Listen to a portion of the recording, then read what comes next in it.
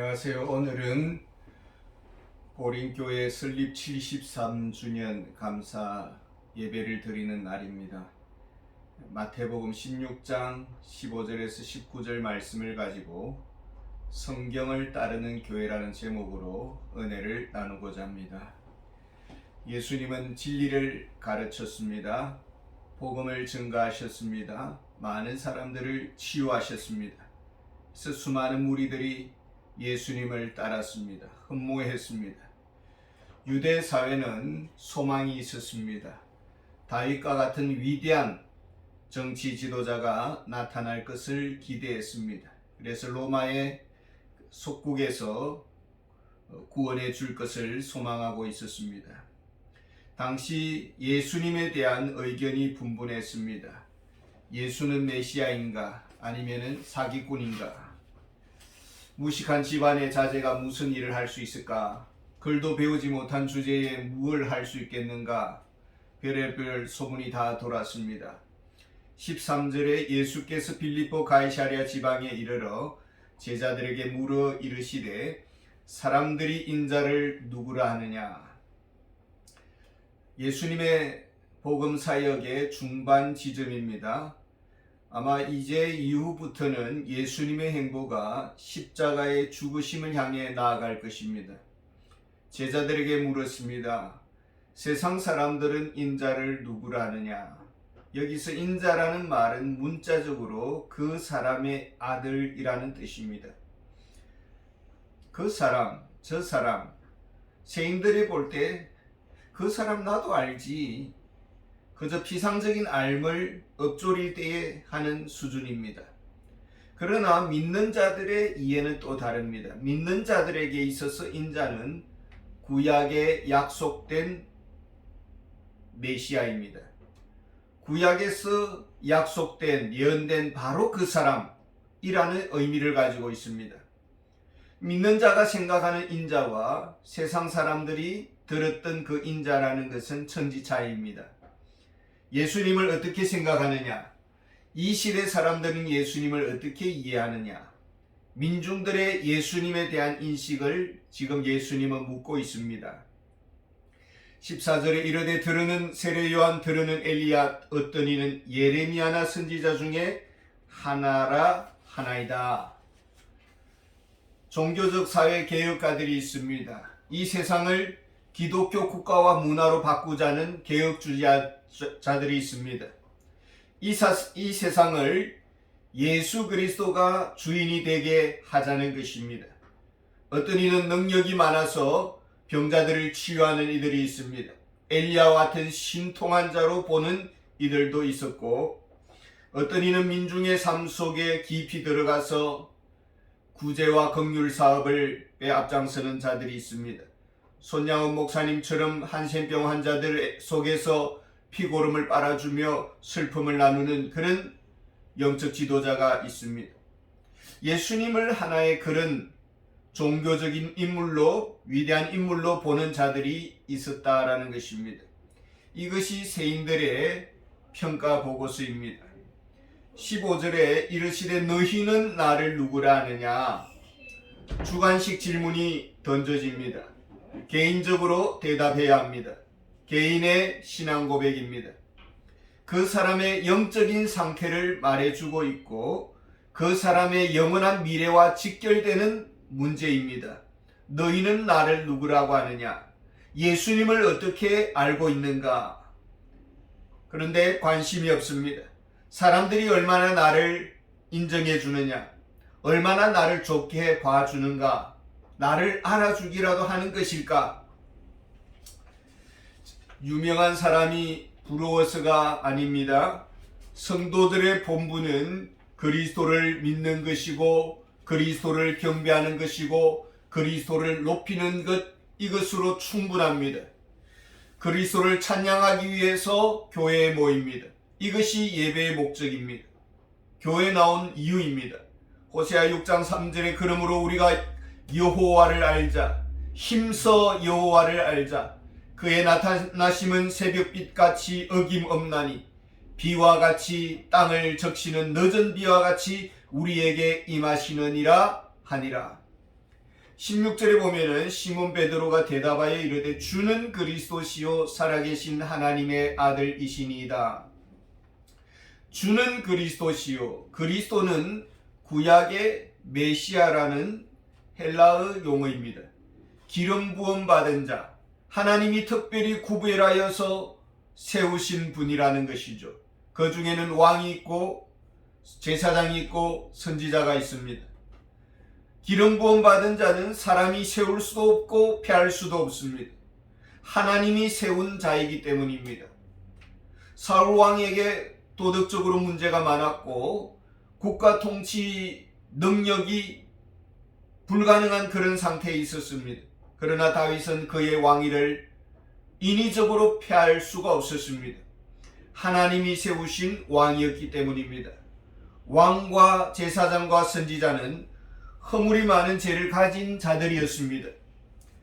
저들은 만왕의 왕이신 예수 그리스도의 그림자이고 온전히 우리의 죄를 짊어지시고 속죄하실 대제사장이신 예수 그리스도의 그림자이시고 참 선지자이신 예수 그리스도의 그림자들이었습니다. 살아계신 하나님의 아들이다라는 말이 덧붙여지고 있습니다. 그러니까 메시아는 구약에서 약속된 하나님이신 메시아다라는 것입니다. 인간 구세주가 아닙니다. 하나님이신 메시아입니다. 하나님이신 그리스도라는 뜻입니다. 그러니까 유대인들이 알고 있는 메시아, 기대하고 있는 메시아하고는 천지 차이다라는 것입니다. 예수님은 하나님이신 메시아로 이 세상에 오셨다라는 고백입니다. 그렇다면 하나님이 꼭 이 세상에 오셔야만 했느냐라는 것입니다. 이 세상에 탁월한 리더들이 얼마나 많습니까? 스가모니도 있고 공자도 있습니다. 마호메도 있습니다. 저들의 가르침과 지식이 죄시섬을 해결해 주었습니까? 온 인류의 죄값을 한꺼번에 지불하고도 남을 만한 그런 설법의 무게를 가지고 있었느냐? 수많은 고행들, 수많은 저들의 가르침들, 다음 생에는 더 나은 짐승으로 태어나기 위해서 저들은 얼마나 몸부림쳤느냐라는 것입니다. 사단의 가르침에 속아서 힘들고 수고하고 애쓰면서 살아갔습니다.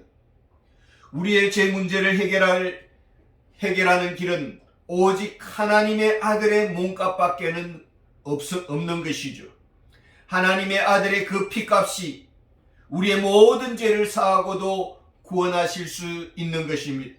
그 피만이 하나님과 화목해 할 수 있고 하나님이신 메시아가 이를 위해서 이 세상에 오셨습니다. 지금 이 베드로의 신앙 고백은 어디로부터 주어진 인식입니까? 베드로 자신의 것입니까? 어디서부터 온 것입니까?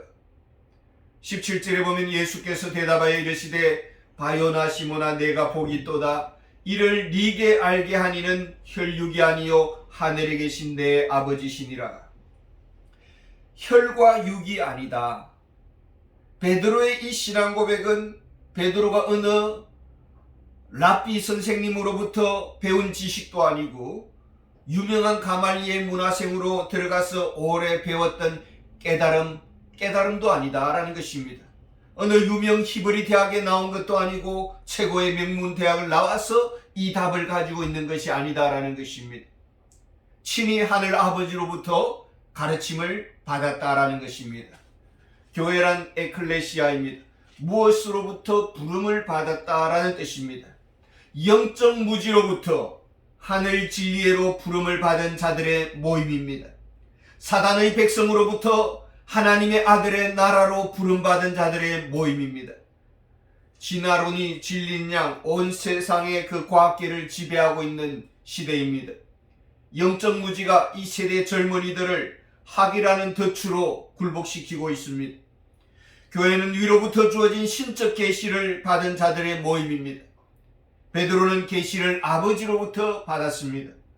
오늘날 우리는 무엇으로부터 계시를 받고 있습니까?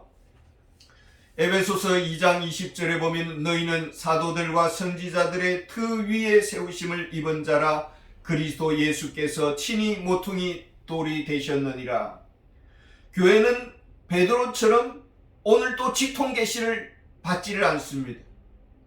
베드로보다 어찌 보면 더 나은 사도들과 신구약의 선지자들이 고백한 예수 그리스도에 관한 진리 전체가 기록된 성경을 가지고 있습니다. 교회는 성경이라는 하나님의 말씀의 터 위에 세워져 있습니다. 교회는 성경을 따르는 자들의 모임입니다. 18절에 보면은 또 내가 네게 이르노니 너는 베드로라. 내가 이 반석 위에 내 교회를 세우리니 음부의 권세가 이기지 못하리라. 이 말씀에서 기독교와 천주교의 해석의 차이가 있습니다. 이 해석에 따라서 진리의 공동체가 되느냐 사단의 공동체가 되느냐 구분이 되는 것입니다. 너는 베드로라. 이 베드로라는 단어는 남성형으로 되어 있습니다. 베드로가 남자니까요. 근데 이 반석 위에라는 이 반석이라는 것은 여성형으로 되어 있습니다. 베드로라는 이 사람 위에 주님의 교회를 세우겠다는 것이 아닙니다. 이 반석이라는 베드로의 신앙 고백, 주는 그리스도시요 살아계신 하나님의 아들이라는 불변의 예수 그리스도의 인격과 진리라는 이 반석 위에 주님의 교회를 세우겠다라는 것입니다. 베드로 제자라는 인물 위에 교회를 세우겠다라는 뜻이 아닙니다. 베드로가 지금 아버지로부터 받은 그리스도에 관한 진리, 지식, 고백 위에 교회는 세우겠지겠다라는 것입니다. 교회는 그리스도의 진리의 기둥과 터입니다. 그리스도에 관한 진리의 기둥과 터입니다.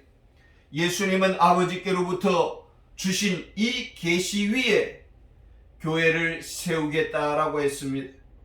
우리에게는 베드로의 고백이 기록된 그 성경이 주어졌습니다. 교회는 성경 말씀의 진리 위에 세워지는 것입니다. 성경 말씀을 따라야 합니다. 성경 말씀의 방법에 따라가야 합니다. 성경이 가는 데까지 가야 되고 성경이 멈추는 곳에 교회도 멈춰야 되는 것입니다. 성경 말씀 위에 세워진 교회, 그 교회는 이 풍진 세상 위에서 어떻게 버텨낼 수 있을까요? 음부의 권세가 이기지 못하리라. 음부란 죽음을 말합니다. 인류는 아담의 범죄 이후 죽음의 그늘 아래서 살게 되었습니다. 예수 그리스도께서 십자가 위에서 죽으심으로 사망의 권세가 무너졌습니다. 믿는 자는 더 이상 사단의 노예가 아닙니다. 자유인입니다. 하나님의 자녀입니다. 교회는 영적 무지로부터 진리로 부름받은 공동체, 죄와 저주에서 구원으로 부름받은 공동체, 죽음에서 생명으로 부름받은 영원한 공동체입니다.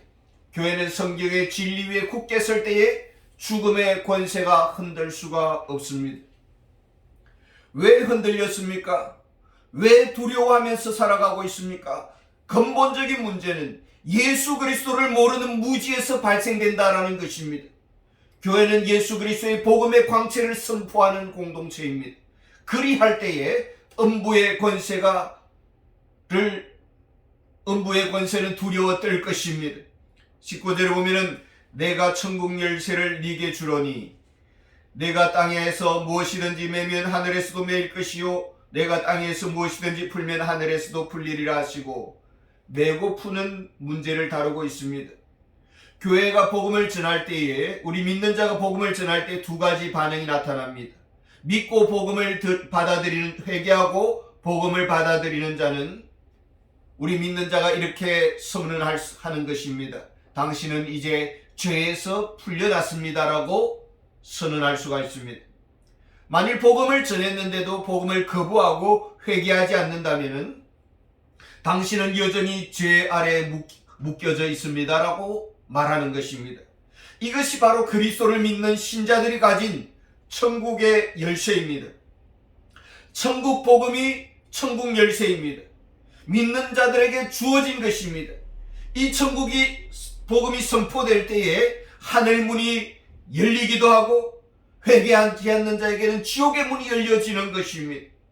신자들은 천국 열쇠라는 복음으로 하늘 문과 지옥 문을 열고 닫는 권세가 주어진 것입니다. 교회는 천국 복음을 선포하도록 부름받은 자들입니다.